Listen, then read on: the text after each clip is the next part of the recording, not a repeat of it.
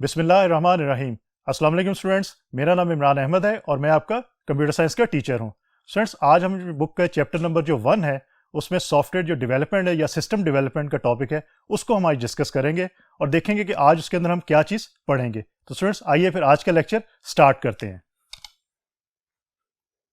Students, आज जो हम लेक्चर स्टार्ट करेंगे ये हमारा बेसिक्स ऑफ इंफॉर्मेशन टेक्नोलॉजी जो आपकी जो बुक है उसका चैप्टर नंबर 1 है बेसिकली, और उसका जो सिस्टम डेवलपमेंट का टॉपिक है उसको आज हम स्टार्ट करेंगे। स्टूडेंट्स, बेसिकली सिस्टम डेवलपमेंट के टॉपिक के अंदर काफ़ी हमारे पास इंफॉर्मेशन मौजूद है जिसको हम एक लेक्चर के अंदर ख़त्म नहीं कर सकते, तो इसके लिए हम एक से ज़्यादा लेक्चर जो है वो लेंगे। तो स्टूडेंट्स, आज मैं आपको ये बताऊंगा कि हम जो पहला लेक्चर है सिस्टम डेवलपमेंट का उसके अंदर हम क्या चीज़ देखेंगे। स्टूडेंट्स, सबसे पहले तो ये देखते हैं कि जो सिस्टम डेवलपमेंट एक आपके पास दो वर्ड्स हैं, इनका मीनिंग क्या है। उसमें नंबर 1 है हमारे पास, what is a system. System होता क्या है, पहले तो इसकी डेफिनेशन को जहन में बिठाते हैं, उसके बाद फिर आगे चलते हैं, देखते हैं कि डेवलपमेंट क्या चीज है और उसको हम कैसे परफॉर्म करते हैं। A system can be defined as a combination of some related components that interacts with each other to perform specific task. Sir, इस डेफिनेशन को रट्टा मारने की जरूरत नहीं है, आप इसको समझ भी सकते हैं और फिर अपने वर्ड्स में लिख भी सकते हैं। मैंने यहाँ पे जो इंपॉर्टेंट वर्ड्स है उनको रेड में और ब्लैक के अंदर मेंशन कर दिया है, जिसमें आपके पास कॉम्बिनेशन का वर्ड है, एक कंपोनेंट्स का है, एक इंटरेक्शन का है और एक टास्क का वर्ड है। आप सिर्फ इन वर्ड से आप अपनी डेफिनेशन खुद से बना सकते हो। तो आप जरा दोबारा देखते हैं और इस डेफिनेशन को याद करने की और समझने की कोशिश करते हैं कि ये डेफिनेशन हम कैसे समझ सकते हैं और इसको फिर आराम से लिख भी सकते हैं। System can be defined as a combination of some related components. तो बेसिकली आपका जो सिस्टम होता है वो कॉम्बिनेशन है आपका कुछ कंपोनेंट्स का। कुछ कंपोनेंट्स हमारे पास मौजूद होते हैं जिनका जो कॉम्बिनेशन है उसको हम सिस्टम का नाम देते हैं, और वो कंपोनेंट्स आपके क्या करते हैं, वो आपस में इंटरेक्शन करते हैं। इंटरेक्शन क्यों करते हैं? क्योंकि उन्होंने कोई स्पेसिफिक जो टास्क है वो परफॉर्म करना होता है। जब स्पेसिफिक टास्क को वो परफॉर्म करते हैं then we can say this is a system. इसकी मैं एग्जांपल आपको देता हूं। सबसे पहले एग्जांपल ये कि आपके घरों में गाड़ियां तो होगी और आप उसको चलाते भी होंगे। सो इस गाड़ी का एक इंजन होता है, we can say this is a system. क्यों हम इंजन को सिस्टम कहते हैं? क्योंकि आपका जो इंजन है उस पर बैटरी भी लगी होती है, आपके जो इंजन है उसमें ऑयल भी डलता है, आपका जो इंजन है उसके अंदर गियर लीवर भी होता है और एक्सेट्रा एक्सेट्रा डिफरेंट चीजें होती है, कार्बोरेटर्स वगैरह भी होते हैं। सो ऑल टुगेदर जो चीजें जो है जब ये मिलती हैं तो एक आपकी गाड़ी का इंजन जो है बनता है, और उससे क्या होता है, आपकी गाड़ी जो है वो चलती है, रन होती है। उसके बगैर, इंजन के बगैर आपकी गाड़ी स्टूडेंट चल नहीं सकती। तो that's why we can say this engine is can be called as system. तो स्टूडेंट्स, क्योंकि हो रहा है ये रहा है कि कुछ कंपोनेंट्स हैं वो आपस में कॉम्बिनेशन के साथ इंटरेक्शन कर रहे हैं और उसके बाद एक स्पेसिफिक टास्क जो है परफॉर्म कर रहे हैं। और स्पेसिफिक टास्क क्या है? वो बेसिकली गाड़ी को चलाना है। तो स्पेसिफिक टास्क जब परफॉर्म करेंगे कुछ आपके कंपोनेंट्स, तो we can say this is a system. तो स्टूडेंट्स, इस तरह जो सिस्टम की डेफिनेशन है वो आई थिंक आप इजीली अंडरस्टैंड कर सकते हो और इसको लिख भी सकते हो। उसके बाद स्टूडेंट हम ये देखते हैं कि डेवलपमेंट क्या होता है। स्टूडेंट, डेवलपमेंट ये होता है कि आपने अगर किसी चीज़ को डिज़ाइन करना है, किसी चीज़ को बनाना है, क्योंकि सिस्टम आपके पास मौजूद है, अगर उसको आपने डेवलप करना है, या न्यू सिस्टम मीन आपने नया एक इंजन बनाना है, तो आप जो है नया इंजन बना सकते हो। तो वी कैन से कि we are going to design a new system. तो development is basically design a new one. तो सिस्टम डेवलपमेंट आपका इसकी डेफिनेशन है, इसको आप इजीली अंडरस्टैंड कर सकते हैं। तो स्टूडेंट्स, अब आगे देखते हैं कि हमारा जो सिस्टम डेवलपमेंट है वो होती कैसे है, उसमें कौन कौन सी जो हमारे पास फेजेस है वो अवेलेबल है। So let's see. स्टूडेंट्स, हमारे पास जो सिस्टम के अंदर सबसे पहले हम ये देखेंगे हमारे पास सिस्टम में कंपोनेंट्स कौन कौन से अवेलेबल हैं। सबसे पहला कंपोनेंट है हार्डवेयर। स्टूडेंट्स, हार्डवेयर की मैं थोड़ी सी आपको डिटेल बता देता हूं। हमने पहले लेक्चर्स में भी थोड़ी सी बात की थी, आज मैं थोड़ा सा उसको रिपीट कर देता हूं ताकि आपके माइंड जो है वो रिफ्रेश हो जाए और आपको आइडिया हो जाए कि हार्डवेयर क्या चीज होती है। Students, basically hardware is a tangible things.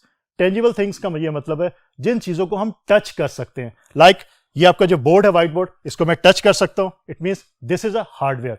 ये आपका जो मार्कर है इसको मैं टच कर सकता हूं, this can be called as hardware.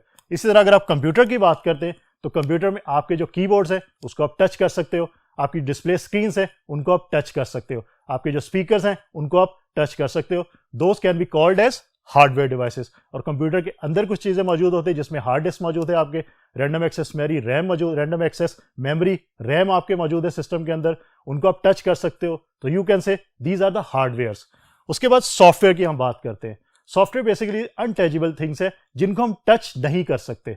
Basically आपके कंप्यूटर के ऊपर अगर आप सॉफ्टवेयर रन करें, मीन माइक्रोसॉफ्ट वर्ड अगर रन हो रहा है या आप इंटरनेट यूज करें और आपने कोई ब्राउजर गूगल क्रोम ओपन किया हुआ है, तो उसको आप डायरेक्टली इंटरेक्ट के साथ या डायरेक्टली आप उसको टच नहीं कर सकते, आप सिर्फ उसको देख सकते हैं। तो स्टूडेंट्स वो आपके सॉफ्टवेयर्स कहलाएंगे, जिसमें आपने पिछले लेक्चर्स के अंदर डिटेल से देखा था कि हमारे पास सॉफ्टवेयर्स की टाइप कौन कौन सी हैं, जिसमें एप्लीकेशन सॉफ्टवेयर की हमने बात की थी, कुछ सिस्टम सॉफ्टवेयर्स की बात की थी। तो सॉफ्टवेयर्स आपकी वो चीज़ें होती हैं जिनको आप फिजिकली टच नहीं कर सकते। स्टूडेंट्स उसके बाद हमारे सिस्टम के अंदर पीपल और यूजर्स हो सकते हैं, क्योंकि डेफिनेट बात है कि जो सिस्टम हम डेवलप करेंगे या डिज़ाइन करेंगे उसको कोई ना कोई चलाएगा, कोई यूज़ करेगा। लाइक अभी मैंने गाड़ी की जो एग्जांपल दी, अगर उस इंजन को कोई पर्सन, कोई यूज़र जब तक इंजन को स्टार्ट नहीं करेगा, इंजन खुद ब खुद नहीं चलेगा। तो यूजर्स आपके जो सिस्टम कंपोनेंट्स का पार्ट है। उसके बाद हम बात करते हैं डेटा और इंफॉर्मेशन की। सो यहाँ पे ये दो कॉन्सेप्ट है, ये जरा वन बाय वन मैं आपको बता देता हूँ, इसको समझ भी लीजिएगा कि पहले देखते हैं हम डेटा क्या चीज़ होती है, उसके बाद हम ये देखेंगे इंफॉर्मेशन क्या चीज़ है। सो बेसिकली हमारे जो रॉ फैक्ट्स होते हैं that can be called as data, और जो प्रोसेस डेटा होता है उसको हम कहते हैं दिस इज एन इंफॉर्मेशन। अब इसकी मैं एग्जांपल एक आपको देता हूँ। स्टूडेंट्स अगर आप लोग अपने कॉलेज जाते हो और आपने अपने कॉलेज जाके अपना रिजल्ट पता करना है, तो स्टूडेंट्स एक ऑप्शन आपके पास ये है कि आप अपना जो नाम है वो वहाँ पे जाके बताएंगे। स्टूडेंट्स आपके नाम की बेस के ऊपर पॉसिबल है कि आपका जो आप जिसके पास गए, जिस क्लर्क के पास, वो आपको कंप्लीट इन्फॉर्मेशन ना दे सके, क्योंकि पॉसिबिलिटी है कि आपके नाम के और भी स्टूडेंट्स जो है वो उस कॉलेज में इनरोल होंगे। तो students basically this is a data, your name is a data, कि ये रॉ फैक्ट्स है। इसका जो जिसको आप जिसको आपने ये डाटा प्रोवाइड किया है वो उसके लिए ये डाटा जो है वो किसी काम का नहीं है। आप क्या करेंगे, अपने नाम के साथ अपना आईडी नंबर भी जो है वो प्रोवाइड करेंगे। जब आप आईडी नंबर प्रोवाइड करेंगे, क्योंकि आपको पता है आपका जो आईडी नंबर है वो पूरे कॉलेज के अंदर यूनिक है, तो जब नाम और आईडी का कॉम्बिनेशन सर्च किया जाएगा तो आपकी एग्जैक्ट इन्फॉर्मेशन जो है वो स्क्रीन के ऊपर शो हो जाएगी। और इसका ये मतलब है कि जब हमने नाम के साथ आईडी को ऐड किया तो आपका जो डाटा था वो प्रोसेस होकर क्या बन गया, इंफॉर्मेशन बन गया। तो स्टूडेंट्स इस तरह हम डाटा को कन्वर्ट करते हैं इंफॉर्मेशन के अंदर। इसकी अनदर एग्जांपल लेते हैं कि आपकी जो इनपुट डिवाइसेस है वो डाटा सेंड करती हैं, उसके बाद आपका जो प्रोसेसर है कंप्यूटर का वो उसको प्रोसेस करता है। प्रोसेस करने के बाद जब वो आपको स्क्रीन के ऊपर शो करवाता है तो we can say this is information. इसकी सिंपल एग्जांपल एक और मैं लेता हूँ कि हम अगर ए प्रेस करते हैं कीबोर्ड से, अब ए आपका कीबोर्ड से प्रेस हुआ, मीन इनपुट डिवाइस ने ए को सेंड किया। अब आपकी स्क्रीन पे वो तब शो होगा जब उसको प्रोसेसर प्रोसेस करेगा और उसके बाद आपकी स्क्रीन के ऊपर उसको शो करवाएगा। और जब आपने कीबोर्ड से उसको सेंड किया तब वो आपका डाटा था, जब आप प्रोसेस उसको प्रोसेस कर दिया और आपके डिस्प्ले स्क्रीन के ऊपर आपने वो ए को लिखा हुआ देख लिया, तो यू कैन से नाउ दिस इज इंफॉर्मेशन। तो स्टूडेंट्स ये बेसिकली आपकी डाटा और इन्फॉर्मेशन की जो डेफिनेशंस थी, तो इसको याद रखिएगा। अब आगे चलते हैं, नंबर 5 पे हमारे जो कंपोनेंट है that is communication setup. Students communication setup की हम बात करें, अगर इंटरनल सिस्टम की हम बात करें या कंप्यूटर्स की हम बात करें, तो उसके अंदर आपके जो सिस्टम यूनिट्स होते हैं वो आपस में कनेक्ट होते हैं, वो आपस में एक दूसरे से डाटा शेयर करते हैं या इन्फॉर्मेशन शेयर करते हैं, या इन अदर वर्ड्स हम कह सकते हैं रिसोर्सेज को शेयर करते हैं। और जिस चीज़ के थ्रू वो शेयर करते हैं उनको हम बसेस का नाम देते हैं। और अगर आप कंप्यूटर्स के बाहर बात करें, आप कंप्यूटर्स के इनसाइड बात नहीं करते, अगर हम कहते हैं कि 2 या 2 से ज़्यादा कंप्यूटर्स को हमने आपस में अटैच करना है और डाटा को शेयर करवाना है, तो we can use cables for that purpose. तो कम्युनिकेशन सेटअप आपका यही है कि आपके सिस्टम यूनिट, एक सिस्टम यूनिट दूसरे सिस्टम यूनिट से कैसे कम्युनिकेट करेगा। तो दोस्तों अब ये देखते हैं सिस्टम कंपोनेंट्स के बाद कि हमने अगर एप्लीकेशन सॉफ्टवेयर को डिज़ाइन करना हो तो हमें क्या करना चाहिए। To develop an application software several distinct phases are to be worked out. Students basically हमारा ये जो आज का टॉपिक है और कुछ जो नेक्स्ट हमारे लेक्चर्स होंगे वो इसी पे बेस करें कि हम सिस्टम को डेवलप कैसे करते हैं। तो हमारे पास कुछ जो फेजेस हैं हम उसको फॉलो करेंगे और देखेंगे कि हम सिस्टम जब डेवलप करते हैं तो उन फेजेस को हम क्यों फॉलो करते हैं और उन फेजेस के अंदर होता क्या है बेसिकली। और फिर उसके लिए हम ये देखेंगे जो एप्लीकेशन सॉफ्टवेयर हैं हमारे, उनको जब हम डिज़ाइन करते हैं तो उसके लिए हम ये फेजेस फॉलो करते हैं। तो सर अब देखते हैं, फॉर दिस पर्पस SDLC और software development life cycle was developed which is an organised way to develop a system. Sir अब ये याद रखिएगा कि किसी भी सिस्टम को या सॉफ्टवेयर को, सर यहाँ पे एक और बात याद रखिएगा, मैं आपको बता देता हूँ कि इससे कंफ्यूज नहीं होना कि आपके पास जब SDLC आपको लिखा हुआ नजर आए तो इससे आप सिस्टम डेवलपमेंट लाइफ साइकिल भी कह सकते हैं और सॉफ्टवेयर डेवलपमेंट लाइफ साइकिल भी कह सकते हैं। तो ऑल्टरनेटली आपकी बुक के अंदर इसको सॉफ्टवेयर डेवलपमेंट लाइफ साइकिल भी कहा गया है और कई जगहों पे इसको सिस्टम डेवलपमेंट लाइफ साइकिल भी कहा गया है। तो अगर मैं ये बात करूं कि आपका जो डेवलपमेंट लाइफ साइकिल ये सिस्टम का है, या आपका डेवलपमेंट लाइफ साइकिल जो सॉफ्टवेयर का है, तो ये सेम थिंग है, ये एक ही चीज़ है। तो इससे कंफ्यूज नहीं होना, ये दोनों आपकी बुक के अंदर एक ही चीज़ को जो है वो पॉइंट आउट कर रहे हैं। SDLC was developed which is an organised way to develop a system. So यहाँ पे ब्लू कलर के अंदर आपको एक वर्ड नजर आ रहा है, that is called organised way. So organised way में होने का क्या मतलब है? सो इसकी कुछ हम एग्जाम्पल्स लेते हैं कि अगर ऑर्गेनाइज वे में कोई काम किया जाए उसका क्या होता है, फर्क पड़ता है, और अगर अनऑर्गेनाइज वे में कोई काम किया जाए तो उससे क्या फर्क पड़ता है। सो बेसिकली अब ये होता है, आप लोग आजकल किस घर पे बैठे हैं, किसी भी टाइम पे हम लोग खाना खाते हैं। नॉर्मली होता ये कि जो घर ऑर्गेनाइज करते हैं फूड का, उसमें ये होता है कि सुबह के टाइम अगर 8 o'clock पे ब्रेकफास्ट का टाइम है तो सबने 8 o'clock पे ब्रेकफास्ट करना है। उसके बाद 1 o'clock लंच के लिए, 1 o'clock पे तमाम घर वालों ने लंच कर लेना है। उसके बाद शाम को या रात को 8 o'clock के ऊपर डिनर का time. So this is an organised way to have a food. लेकिन हम लोग क्या करते हैं, और खासतौर पे स्टूडेंट्स क्या करते हैं, जब भी उनको भूख लगती है वो खाना शुरू कर देते हैं। उसमें कोई टाइम नहीं देखा जाता। हो सकता है वो सुबह 8 बजे भी नाश्ता करें, फिर 8:30 भी करें, फिर 9 बजे भी करें, और लंच वो 1 बजे से लेकर 3 बजे तक करते रहें, और फिर डिनर जो है वो 7 बजे से शुरू हो और हो सकता है 10-11 बजे तक डिनर जो है वो चलता रहे। लेकिन स्टूडेंट्स अब ये देखें कि अगर आप अनऑर्गेनाइज वे के अंदर डिनर या लंच या ब्रेकफास्ट करते हैं तो उससे आपकी बॉडी पे इफेक्ट क्या पड़ता है। आपका जो स्टोमिक है वो प्रॉब्लम करना शुरू कर देता है।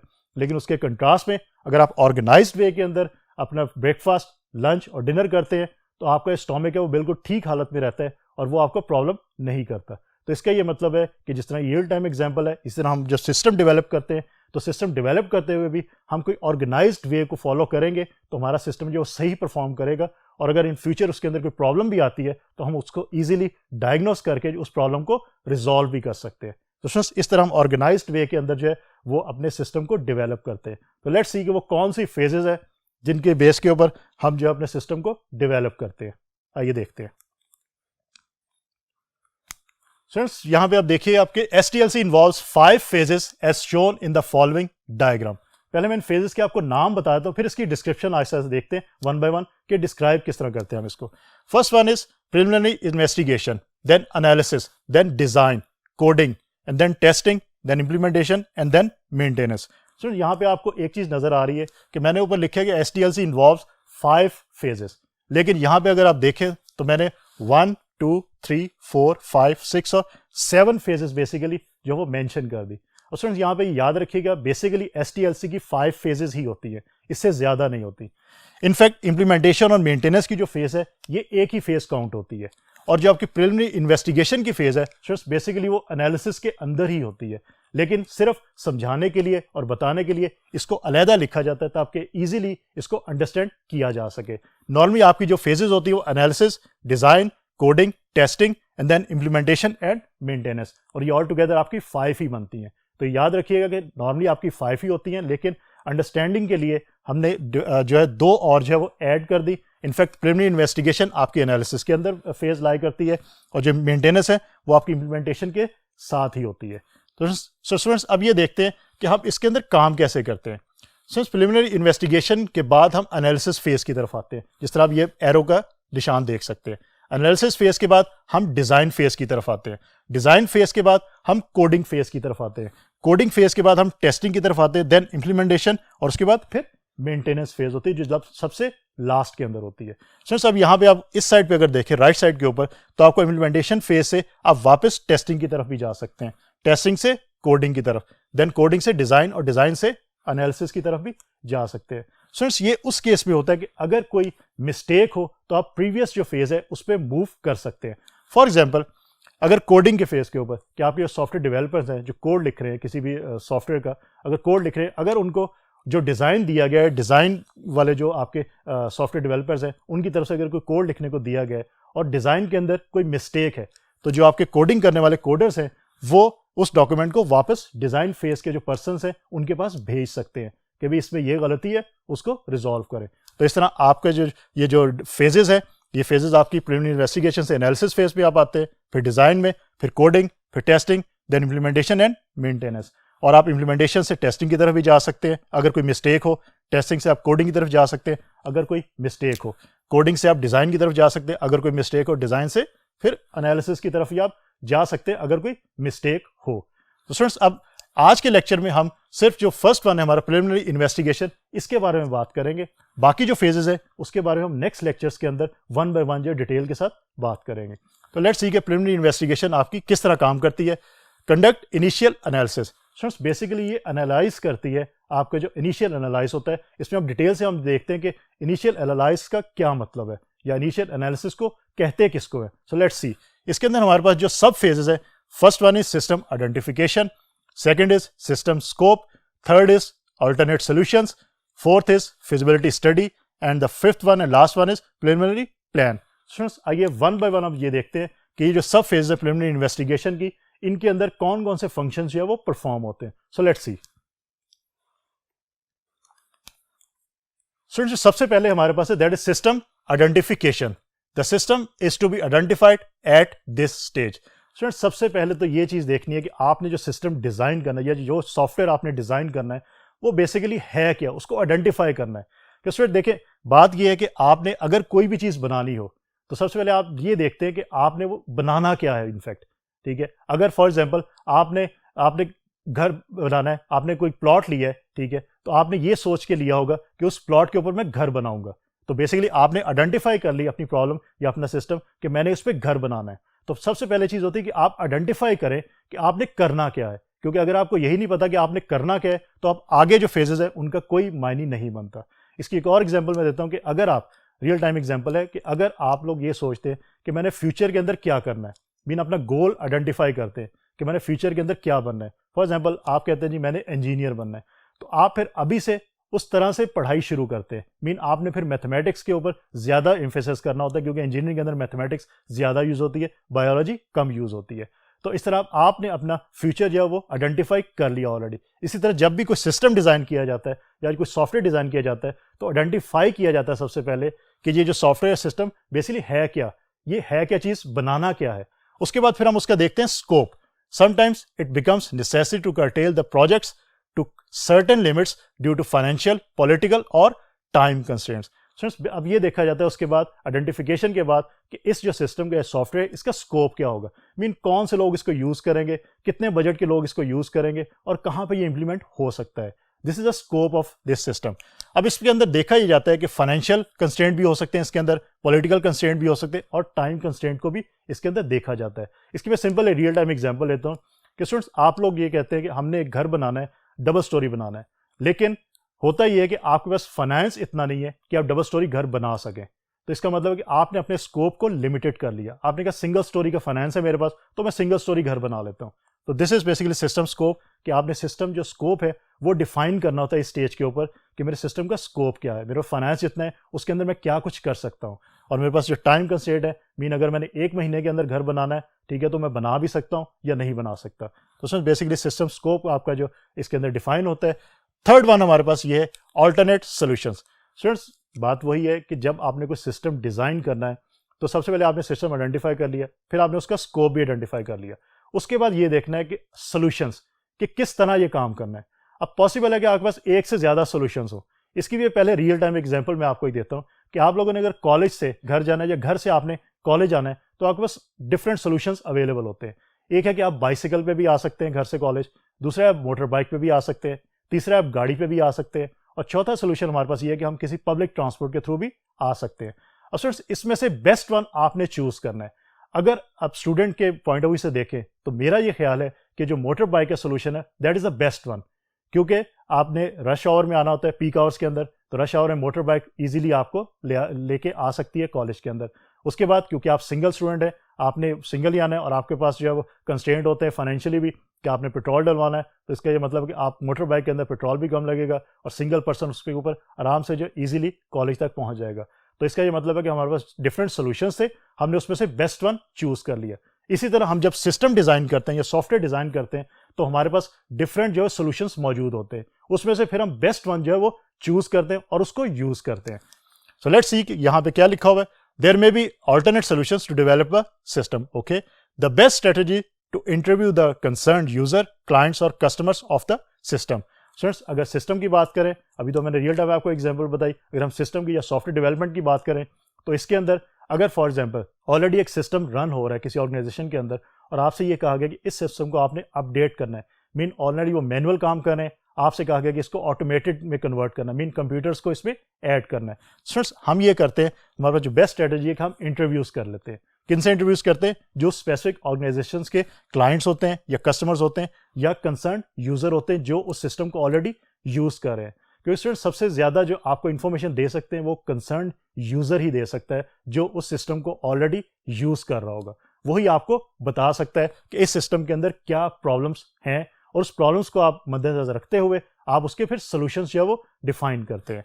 उसके अलावा आप क्लाइंट से भी इंफॉर्मेशन ले सकते हैं कि क्लाइंट्स की क्या रिक्वायरमेंट है, उसकी बेस के ऊपर आप जो है सोल्यूशन डिज़ाइन कर सकते हैं। उसके बाद कस्टमर्स, उसकी बेस के ऊपर भी आप कर सकते हैं। We can also watch what the competitors are doing. और उसके अलावा हमारे पास एक और भी ऑप्शन मौजूद है कि हम ये देखेंगे जो हमने सिस्टम डिज़ाइन करना है, अगर मार्केट में कोई और ऑर्गेनाइजेशन उसी सिस्टम को यूज़ कर रही हो तो हम उसको भी देख सकते हैं और ये देख सकते हैं कि वो ऑर्गेनाइजेशन जो है वो सिस्टम को कैसे यूज़ कर रही है। तो उसकी बेस के ऊपर भी हम जो है सॉल्यूशंस जो है वो डिज़ाइन कर सकते हैं। स्टूडेंट्स उसके बाद नंबर 4 के हमारे पास जो सबसे इंपॉर्टेंट आपके जो SDLC फेज की है के अंदर कि feasibility study. We have to see the financial time frame and political viabilities to go head for the system. Students ये बात याद रखिएगा, जब भी हम कोई सिस्टम या सॉफ्टवेयर डेवलप करते हैं तो सबसे पहले उसकी फिजिबिलिटी रिपोर्ट तैयार की जाती है। दिस इज द मेन, ये आप ये कह लें कि ये मेन पिलर है आपके सिस्टम को डेवलप करने का। अगर आप फिजिबिलिटी रिपोर्ट तैयार नहीं करते तो आपके सिस्टम जो है वो हो सकता है डेवलप हो ही ना सके।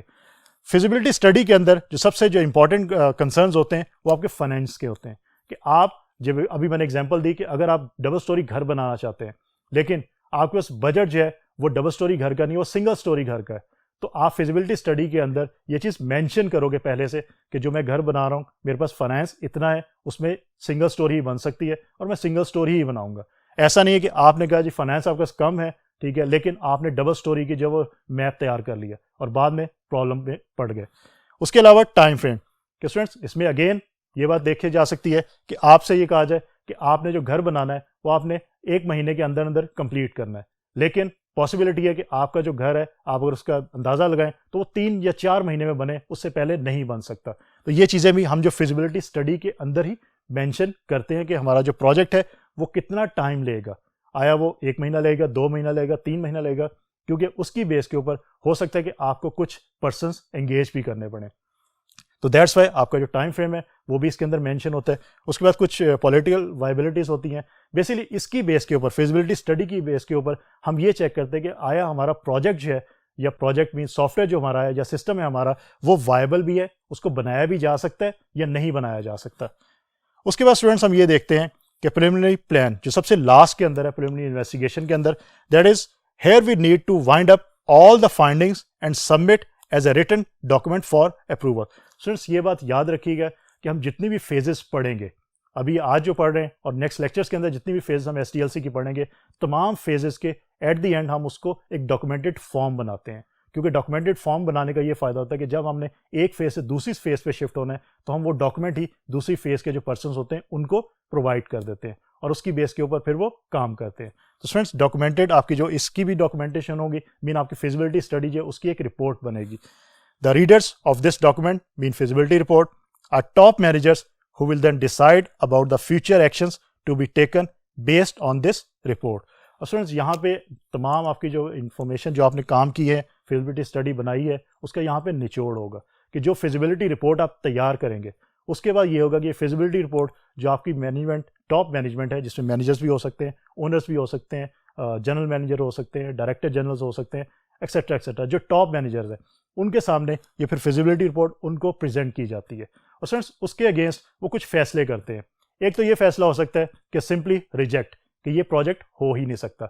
उसमें क्या हो सकता है, फॉर एग्जांपल कि कहा यह गया कि आपने 2 मंजिला घर बनाना था, लेकिन जो हमारे पास बजट है वो हमारे पास बजट 1 मंजिल घर का है, तो सिंपली आपका रिजेक्ट हो गया कि आपका ये प्रोजेक्ट जो है फिजिबल ही नहीं है। इस तरह सॉफ्टवेयर के अंदर भी है कि सॉफ्टवेयर के अंदर अगर हमारे पास एक सॉफ्टवेयर के जो कॉस्ट हमारे पास मौजूद है वो फॉर एग्जांपल मैं कहता हूँ 10 लाख रुपीज़ है, 10 लाख रुपए है, लेकिन उस पर जो कॉस्ट आ रही है प्रोजेक्ट बनाने में या करने में वो 20 लाख है, तो इसका मतलब है कि प्रोजेक्ट जो है वो फिजिबल नहीं है, ये हम अफोर्ड नहीं कर सकते, तो उसको टोटली रिजेक्ट कर दिया जाएगा। दूसरा ये होता है कि कुछ अमेंडमेंट्स कर ली जाए। अमेंडमेंट्स करने के बाद डेफर किया जाता है और फिर कहा जाता है कि दोबारा से फिजिबिलिटी स्टडी तैयार करें और फिर दोबारा सबमिट कराएं।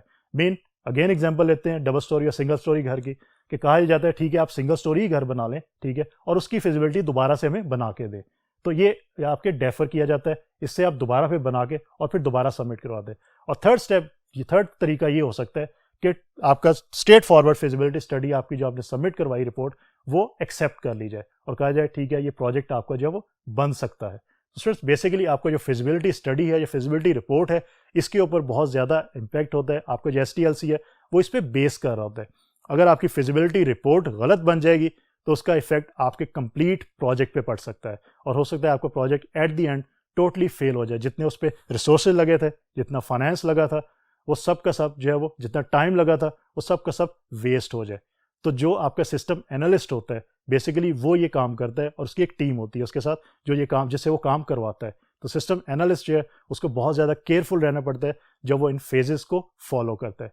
तो स्टूडेंट्स बेसिकली आज के लेक्चर के अंदर हमने सिस्टम डेवलपमेंट जो हमारा टॉपिक था बुक का उसके अंदर हमने देखा कि हमारे पास बेसिकली सिस्टम होता क्या है। उसके बाद हमने ये देखा कि SDLC जो सॉफ्टवेयर डेवलपमेंट लाइफ साइकिल है उसकी हमारे पास डिफरेंट फेजेस कौन सी अवेलेबल है, जिसमें हमने सबसे प्रिलिमिनरी इन्वेस्टिगेशन की जो फेज थी उसके अंदर आज देखा कि हमारे पास सब फेजेस कौन सी है, जिसमें सबसे इंपॉर्टेंट वन हमने ये देखी कि हमारे पास जो आपकी फिजिबिलिटी स्टडी है वो कैसे बनाई जाती है और फिजिबिलिटी स्टडी के बेस के ऊपर हमारा प्रोजेक्ट कैसे इस पे बेस करता है और कैसे इसकी बेस के ऊपर आपका प्रोजेक्ट रिजेक्ट और एक्सेप्ट हो सकता है। तो स्टूडेंट्स होपफुली आज का लेक्चर आपको अच्छी तरह समझ आ गया होगा। इंशाल्लाह अगली दफ़ा नए लेक्चर के साथ दोबारा मुलाकात होगी, तब तक के लिए अल्लाह हाफिज़।